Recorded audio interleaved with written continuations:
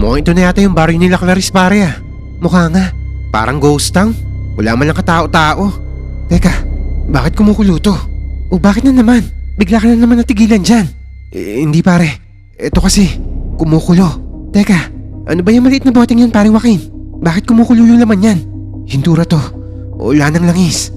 Mix, mukhang hindi yata mga rebelde o sindikato ang nanggugulo sa baryong to. Ha? Ano? Mga aswang. Story time. Itago nyo lang ako sa pangalang Joaquin, 48 anyos. At gusto ko lang sanang ibahagi sa inyo ang karanasang nangyari sa akin nung nasa 3 taon pa lang ako ng kolehiyo, mga taong 1998, kung hindi ako nagkakamali sa pagkakaalala ko. Lumaki ako mula sa isang probinsya sa Luzon na hindi ko nababanggitin pang eksaktong pangalan for privacy purposes. Nag-iisang apo ako ng lolo minong ko na isang kilala at respetadong manggagaway noon sa lugar namin. Ulilang lubos na ako sa mga magulang, kaya ang lolo ko na lang ang nagpalaki sa akin simula nung sanggol pa lang ako. Pumanaw na kasi ang nanay ko sa panganak pa lang sa akin noon habang ang tatay ko naman ay hindi na rin nakilala pa ni lolo dahil hindi naman ito pinanagutan ng pagbubuntis si nanay. Pero kahit ganito, hindi naman naging mahirap ang buhay ko. Bukod kasi sa pagsisilbi ni lolo sa mga tao bilang manggagaway, may-ari rin siya ng ilang ektaryang pineapple plantation noon na siyang kabuhayan namin. Magaling na manggagaway ang lolo ko. Halos lahat kaya niyang gawin. Kaya madalas siyang lapitan ng maraming tao noon. Hindi lang sa lugar namin, kundi pati sa mga karatig bayan. Kaya niya manggamot ng iba't ibang sakit, natural man o hindi ang pinanggalingan nito. Kaya niya rin magpalaya sa masasamang espiritu, maligno, o engkantong gumagambala sa mga lugar o tao. May kakayahan din ng lolo kong magparusa o manakit ng iba kung gugustuhin niya lang. Pero syempre, hindi niya ginawa yon. Kahit kailan, hindi ginamit ni lolo sa masama ang kakayahan niya. Marami rin kasing anting-anting ang lolo ko na minana pa raw niya noon sa mga ninuno namin. Bata pa lang ako, marami nang umaasang ako ang susunod sa yapak ni lolo. Bilang ako nga lang ang nag-iisang apo niya. Mula pa lang na magkaisip ako, ay unti-unti niya nang ipinapasa sa akin ang mga kalaman at kakayahan niya. Sinabi rin sa akin ni lolo noon na natural sa lahi namin ang magkamana ng mga kakayahang hindi normal sa mga pangkaraniwang tao. Pero hindi ito ang gusto kong tahakin sa buhay Arkitekto, yun ka mo ang gusto mong maging trabaho, apo? Oo po lolo Ang totoo nga po, kumuha ako ng exam sa isang university sa Maynila nang hindi nagpapaalam po sa inyo.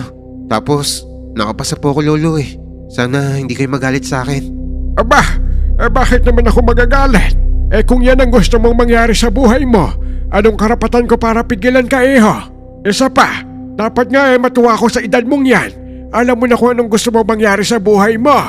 May sarili kang desisyon, apo. Malaya kang gawin kung ano man ang gusto mo. Papaano ho yung pagiging manggagaway nyo, lo? Kanino nyo na ipapasa mga kalaman at kakayahan nyo? Baka hindi ko rin kasi magamit lahat ng mga itinuturo nyo sa akin Mas maganda nga yun, iho. Kung hindi mo nakakailanganin pang gamitin ang kakayahang minana natin mula sa mga ninuno natin.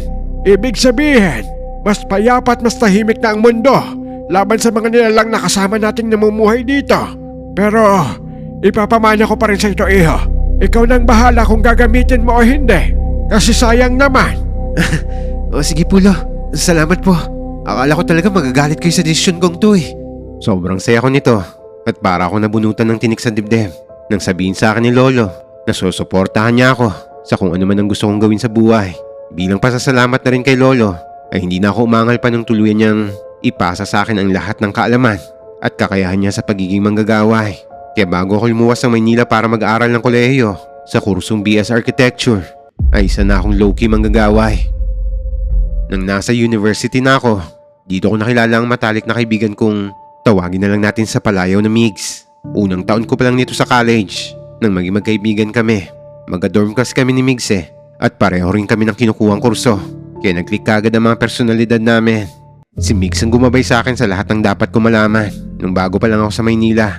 Malaki ang naitulong niya sa akin, lalo na nung mga panahong nahihirapan ako mag-adjust.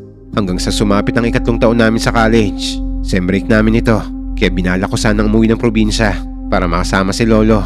Pero hindi natuloy ang plano ko nang lumapit sa akin si Migs. Sabi niya sa akin ay may malaki raw siyang problema at kailangan niya raw ng tulong ko. Nabuntis ko si Clarice pare. Ano? Langya ka pare? 1 taon na lang gagraduate na tayo Hindi mo pa nahintay. Ano na ngayon ang balak mo kay Clarice? Hindi pwedeng hindi mo siya panagutan pare Kahit ako mababa na sa'yo kapag tinakbuhan mo siya. Alam mo naman ganun ang ginawa sa amin ng tatay ko. Yun na nga ang problema ko pare. Nagtalo kasi kami ni Clarice. Akala niya, ayaw ko siyang panagutan. Nalaman niya rin kasi yung tungkol dun sa babaeng nirereto sa akin ni Joseph eh. Akala niya babae ko yun. Eh hindi ko naman pinatulan yun, di ba? Na hindi ko nga pinapansin yun eh. Pero ayaw niya maniwala. Ilang araw ko nga rin siyang sinuyo eh. Kaso, nung isang beses na magpunta ako dun sa dorm nila, wala na siya dun. Umalis na si Clarice pare. Umuwi na raw siya sa probinsya nila eh. 3 linggo ko na nga siya hindi makontak eh. Oh, bakit hindi mo kagad sundan? Ngayon pa nga lang ako sumahod dun sa part-time ko. Ngayon pa lang ako nakabili ng ticket. Saka, alam mo naman yung sakit ko, di ba? Hindi ako pwedeng bumiyahe mag-isa. Dahil baka bigla akong atakihin. Oo nga pala, may epilepsy ka nga pala. Sorry, nawala sa isip ko. Kaya pare, gusto ko sanang humingi ng pabor sa'yo. Baka pwedeng samahan mo ko. Huwag ka mag-alala, sagot ko lahat. Nako, patay tayo dyan. At wala na nga ako nagawa nito, kundi ang pumayag. Hindi ko naman kayang tiisin ang kaibigan ko sa sitwasyon niyang ganito. Kaya tumawag na lang ako sa landline namin sa probinsya para sabihin kay Lolo na hindi ako makakauwi. Pinadalan pa nga ako ni Lolo ng pera nito bago kami bumiyahe. Barko ang sinakyan namin ni Migs sa isang liblib na probinsya kasi sa bandang Visayas nakatira ang pamilya ni Clarice. Hindi ko na rin papangalanan pa ang eksaktong lugar para na rin sa katahimikan ng mga taong nakatira doon ngayon. Halos 24 oras din yata ang naging biyahe namin papunta doon. Kung tama ang pagkakatanda ko, talagang malayo ang lugar na yon. At ng mga panahon na to, ay hindi pa ganun kamodernisado ang lugar. Grabe pare, ang layo pala ng probinsya ni Clarice. Kaya nga hindi ako makaalis na mag-isa eh. Saka nasa bayan pa lang tayo pre. Wala pa tayo dun mismo sa baryo nila. Kailangan pa raw nating sumakay ng jeep para makarating dun. Kaso, hindi ko sigurado kung saan ang sakayan eh. Di tara na, magtanong-tanong tayo dun. Baka abutin pa tayo ng gabi dito eh. Naglakad-lakad kami ni Mig sa palengke ng bayan para maghanap ng paradahan o terminal ng mga jeep. Nang makita kami sa wakas, lumapit kami sa isang lalaking nagtatawag ng mga pasahero dito. Dala ni Migs yung kapirasong papel kung saan nakasulat ang address ng girlfriend niya na ibinigay ng isang kadorm ni Clarice. Boss, magandang araw po. Saan ba yung terminal ng jeep papunta sa baryo yung nakasulat sa address na to? Ha? Sigurado ba kayo sa pupuntahan yung mga totoy? Wala nang buhabiyahe papunta doon. Ilang linggo na rin. Bakit naman ho? Kailangan ko lang puntahan ng girlfriend ko doon, Manong. Importante lang talaga. Baka pwedeng pakituro na lang sa amin kung saan yung daan. Nako, kung ako sa inyo, huwag na kayong tumuloy. Umikot na kayo pabalik sa Maynila habang maaga pa. Wala kayong mapapala doon. Baka mapahamak lang kayo. Mapahamak? Bakit po, Manong? Ano po bang meron doon sa baring yon? Imbis na sumagot, umiwas lang ng tingin yung barker at naglakad palayo para magtawag ng ibang pasahero. Naiwan kami naguguluhan ni Migs nito. Pero dahil desidido ang kaibigan ko, naganap pa kami ng ibang mapagtatanungan. Pumasok kami sa isang maliit na karinderya para kumain muna at magtanong na rin sa tendera. Ale, mawalang galang na. May alam po ba kayong pwedeng arkailahing sasakyan papunta sa baryong to? Ito po ang address sa papel. Magbabayad po kami. Sus Mariosep, mga dayo ba kayo? Huwag nyo nang balakin pang umakit sa baryong yon. Matagal nang iniiwasan ng mga tao ang lugar na yan. Ale, kailangan talaga namin makarating dun eh. Nandun po kasi ang girlfriend ko. Buntis siya at kailangan ko siyang makita ngayon din. Diyos ka, kung nandun ang nobya mo, ipagdasal mo na lang ang kaluluwa niya. Baka patay na silang lahat doon. Ano po bang ibig niyo sabihin? Ano ba kasi nangyayari doon, Manang? May mga sundalong umakyat doon noong nakaraang linggo. Dahil sa mga balitang sunod-sunod na nawawala raw ang mga tao doon. Pero sa grupo ng mga sundalong yon, kakaunti na lang sa kanila ang nakabalik. Kahit sila, ayaw na ulit puntahan ng lugar na yon. Lalo na't wala na rin naman daw nakatira doon. Kaya wag na kayo magmatigas kung gusto nyo pang mabuhay. Lalo kaming kinabahan ni Mig sa narinig namin ito. Pinilit kong tanungin yung matanda kung ano ba talaga ang nangyayari doon.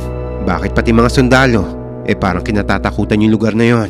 Pero bigla na lang siyang nanahimik. Tinalikuran niya kami at nagkunwaring abala sa pag-aayos ng paninda niya. Ayaw niya na kaming kausapin ito. Ganito rin ang naging reaksyon ng iba pang mga taong tinanong namin sa bayan na to.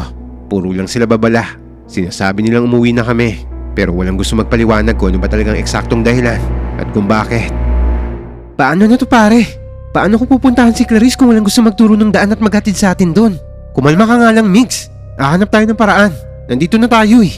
Hindi na tayo aalis dito hanggat hindi natin nalalaman kung paano makapunta sa kanila. Sa totoo lang, gusto ko na rin sanang umatras sa mga oras na to. Ibang kutob ko sa mga naririnig namin at lalong bumibigat ang pakaramdam ko habang tumatagal kami sa bayang to. Pero wala akong pagpipilian eh. Desperado ang kaibigan ko.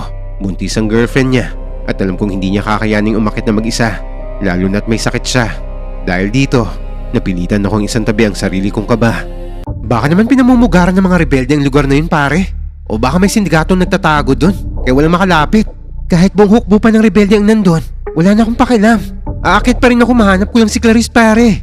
Pero, naiintindihan ko kung natatakot ka. Kung gusto mo nang bumalik sa Maynila, ayos ang sa akin.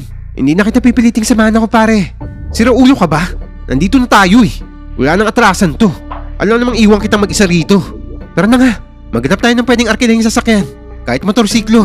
Kahit ihatid lang tayo sa Bukana paket dun sa baryo. Tapos nakarin na lang natin papasok. Salamat talaga pare ha. Hindi ko na lamang gagawin ko eh. Kapag may nangyaring masama sa mag-ina ko, baka hindi ko mapatawad ang sarili ko eh. O sige na, tama na ang drama. Halika na.